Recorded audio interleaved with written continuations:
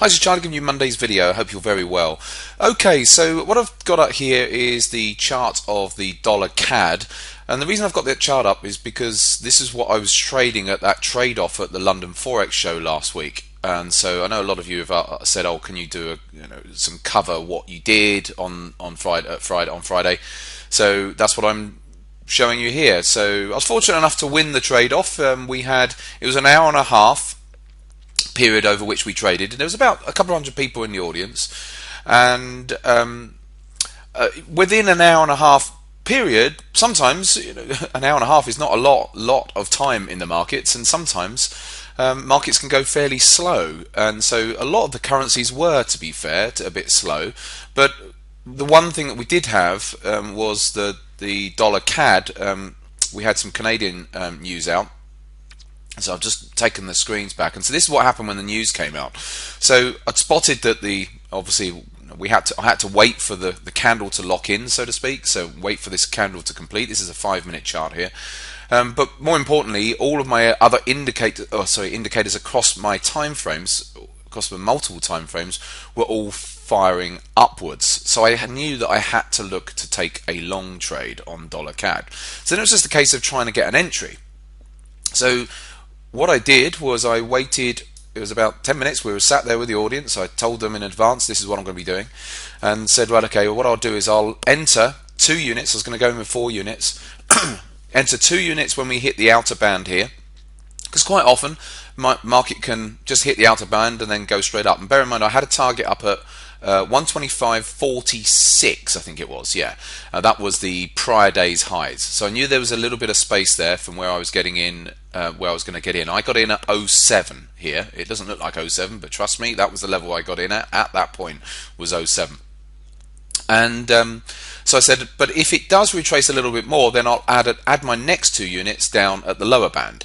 So holding back some units basically in case it had have done a slightly deeper retracement. And then if I'd have got stopped out from there, at the lower band, I had my stop initially at 124.90 from my first entry, because I knew that by the time it comes down to the lower band, that second entry would have been up around about 125 anyway. So if I take this forwards a notch, so what we did is we just started sitting there and going sideways and sideways, and so what happened was the bands were just sort of catching up. So you can see that by the time we'd gone another 20 minutes or so into the future, the bands, now the lower band was higher than my original entry. Oh yeah, and by the way, so I hit it right as it hit this lower band, and obviously we can't see this in hindsight, but in front of the audience, literally as soon as I hit it with the first entry to get my second unit in, it bounced immediately about 5 pips, literally in the second that after I'd hit the first entry. So I couldn't even get the second unit in, so I only had 1 unit in.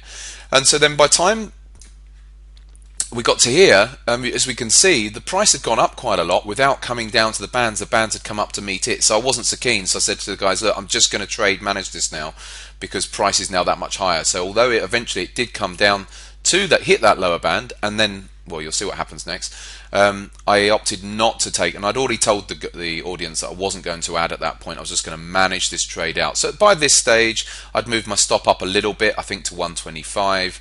And then once we then pivoted, I think it was coming up there. Once we'd pivoted here, so we'd made a pullback and then put this candle in, that's when I moved my stop up to about 125.12 or something like that. So we were locked in at that point as far as profits are concerned. And then it was a case of then just trying to run it to, and I put a limit order in to hit that 125.46. And that happened just automatically. So and that was the trade really. So it was just under 40 pips, but it's a shame that I only got the one unit in. So it was only about £200, just under £200 actually on that 1 unit. It should have been just under £400 if I'd have got the 2 units in. But nevertheless, I think it was it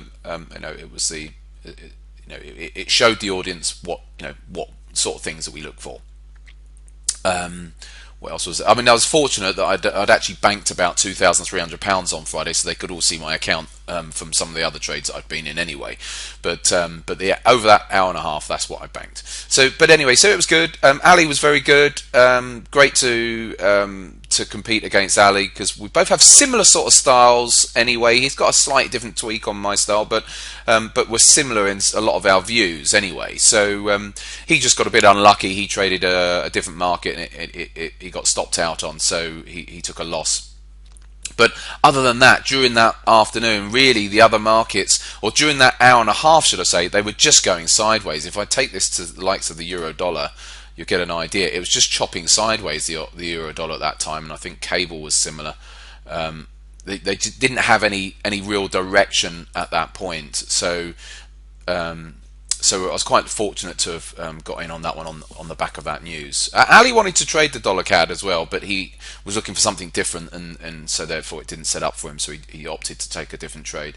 But it was a good competition overall. We had loads of good questions, and so overall, yeah, it was a good afternoon. And so, but people were saying to me the week before, leading up to the competition, oh, what are you going to do? What are you going to do? Are you going to do something different? Or, how are you going to approach this? And I always say, well, I approach any trading, like if we're doing a trade-off or competition or something like that, it's no different to any other trading. You just approach the markets with your same view that you always approach, using your same systems and strategies that you always use. And then if a market is setting up, then you trade it. As simple as that.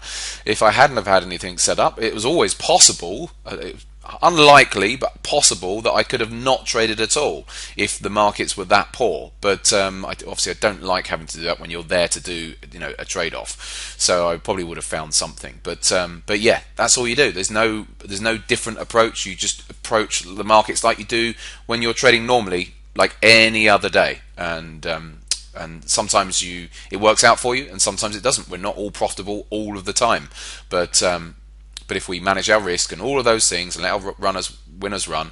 So my initial risk to reward, my initial stop I was in at 07 and it was down at 990. Oh, sorry, it was 87. My apologies. Originally, the first stop. So it was a 20 pip stop initially, and then I started tracking it up. But then we made 40 pips, so it was a nice sort of 2-to-1. Risk to reward on that, so I knew that the risk to reward was good.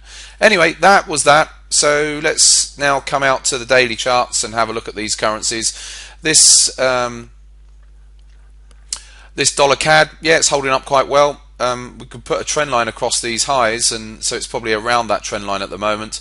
I think if it gets a strong close above that, then we could well be seeing this dollar CAD back up into the 127s again.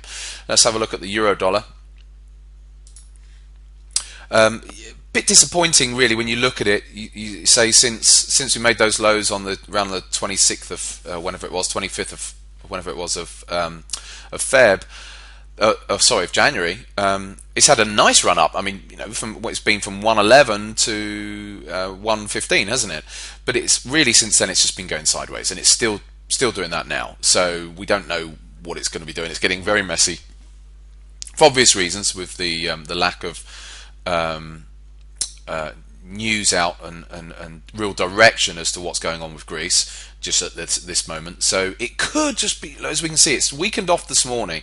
Maybe we're going to start to probe back down into here. We haven't probed back below these lows for a while, so it could well be that the euro's gearing up for a run down to take out any stops or whatever down here. So I wouldn't be surprised to see this thing roll over, the euro dollar now. It had its chance to break up, but I think it's sort of running out of time at the moment. So it wouldn't surprise me to see if that rolls over. Now, once it rolls, if it does roll down and it breaks these lows, it's how it then reacts. Do we get a reversal or whatever? How we react from that will be what will be the telltale signal. Otherwise, then it could then start to come down, probing back for these lows. So I shall leave it at that, because the video's getting long enough anyway. And stay trading this week. Have a good week. Back on Friday.